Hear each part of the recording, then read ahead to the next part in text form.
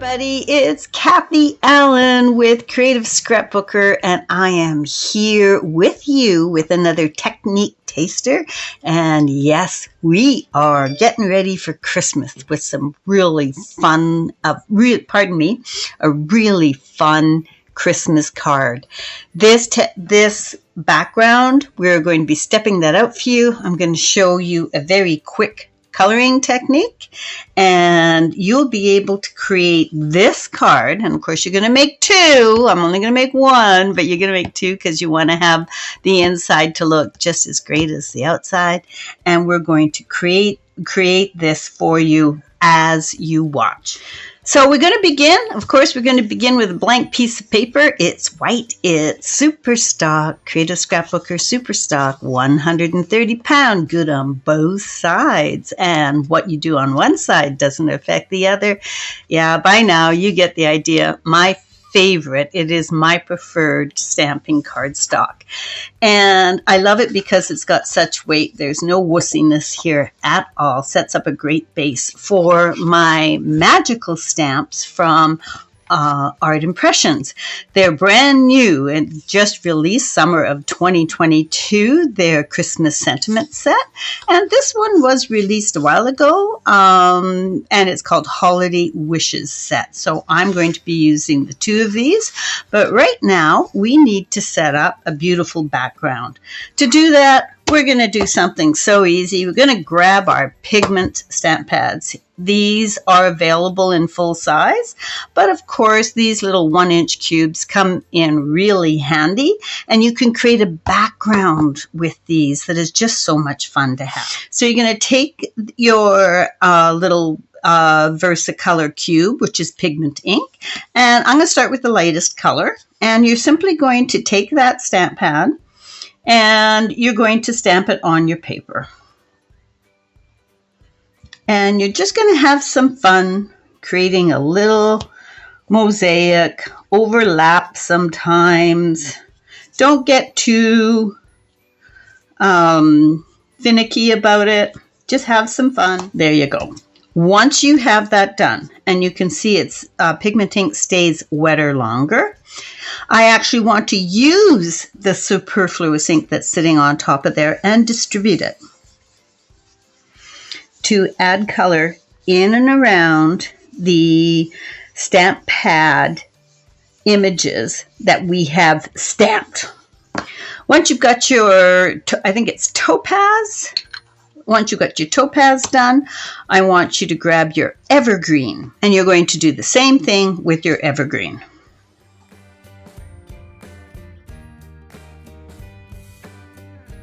There you go. You've got your images that you're building your background with your little cubes, and you're going to do the same thing. There we go. You can see we're setting up for a really fun background. And we have one more color that I want to add. I'm a very traditional Christmas person. I love the gold and these amber colors and the dark greens. And of course, this is burgundy that we're going to add to it. And we're going to do the same thing.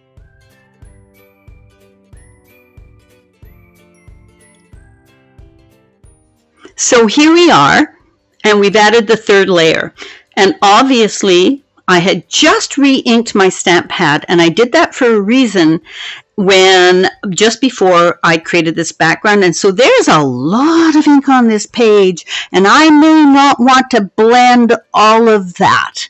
It might take over all the colors. So what I'm going to do is actually take it to my iron, put a piece of paper towel over it, heat set it with my iron. The paper towel is just to keep my iron clean. And I'm going to come back, and when I come back, there won't be as much ink to blend over the page because I am going to partially set it. I am back from my ironing behind, and now, of course, oh my gosh, the iron was just perfect. So instead of a ton of color being pulled, it's just enough to add interest to the background. 3 little stamp pads, and we have such a fun background that we can now put our images on. Remember, going back to the card, you want to make two. You want to make two, and here you can see on this one, I didn't even try and stay horizontal or vertical. You can twist your pads as well. Simply have some fun creating that really fun background with your little cubes. So what we're going to do now is we're going to add this fun background. You can see with all these wonderful fun stamps that come from Art Impressions. Every Christmas greeting you can possibly need is in this stamp set. And I cut some strips. And what I've done is I have stamped those words onto my strips so to create this fun background. To add interest to my word strips, I'm simply going to choose my favorite bullet tip pen and grabbing my Olfa Ruler, I'm going to add interest to the bottoms of my strips.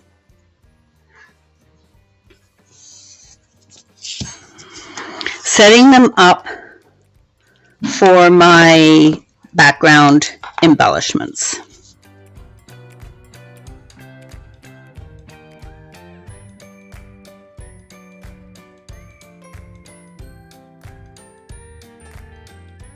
To add a little more interest to my word strips, I am simply going to grab my blending brushes and just using the color that is still there. And what you're going to do is colorize as many strips as you feel you need for your background. Now we're going to stamp our primary characters for our cards. I am going to be using the Holiday Wishes set from Art Impressions. Such a fun set. I love the quirky Santa and wonderful friend Rudolph. I think it's Rudolph. He's got the nose that looks like Rudolph. Of course, I'm using my quick dry pigment ink from Sukiniko, the VersaFine, and just stamping onto a piece of Superstock, simply for the reason that it will have a lot of stability on my card. I love the 130-pound weight paper.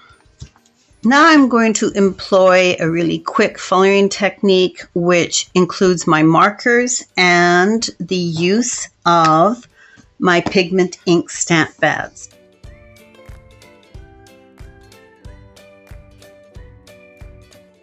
Now that I've quickly colored these with my favorite pigment markers, I want to add some shading, but I want to do this in a very quick and easy way. I have one of Sukiniko's Fantastix. It's a coloring tool brush, and I love it. It holds the color. When you use it with pigment ink, the tip does not get nice and hard, and it allows me to easily add shading whenever I want, using my stamp pad as opposed to another color and a marker. That, especially when we're using markers, they're a little harder to blend. This makes it super easy, super simple. Apply a small amount of color, of the darker color, to the bottom of the Rudolph's ankles. I have another Fantastix here that I'm going to dip into my clear embossing stamp pad from Sukiniko, so it picks up that beautiful blending ink just in the tip.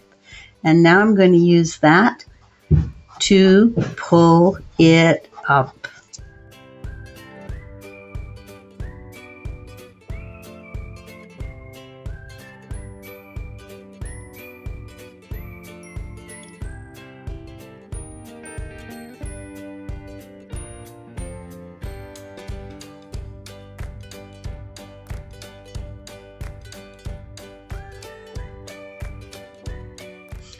After quickly coloring your beautiful little reindeer, of course, we're going to cut it out. My favorite tool to cut it out is always a knife, and here is a great one. It's my Olfa knife. I love the long blade, great blade. keeps that fine point. That's the most important thing, that tip. When it snaps off, you need to change the blade, but this is a very strong tip that I've been using this, can't even remember how long now, and you can still see that tip is pristine. And I cut 130 pound paper. So this isn't like, I need something good and sharp when I'm cutting this out. Notice when I'm cutting, the knife is always coming towards me. I turn the paper. I do not turn the knife. And when you're doing that, and it's got this nice sharp point, it is perfect. It just falls out. It just falls away. There you go. You've got the cutest little reindeer all cut out, and it looks picture perfect.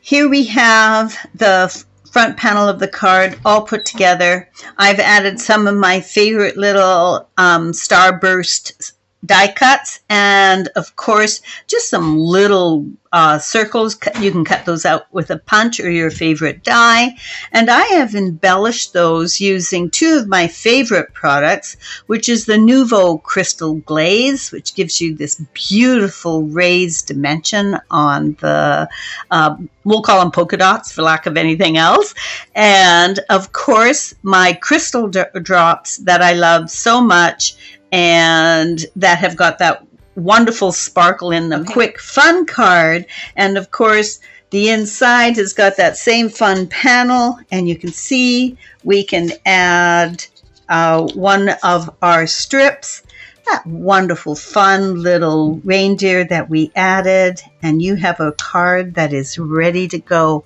Merry Christmas, everyone. Have fun creating.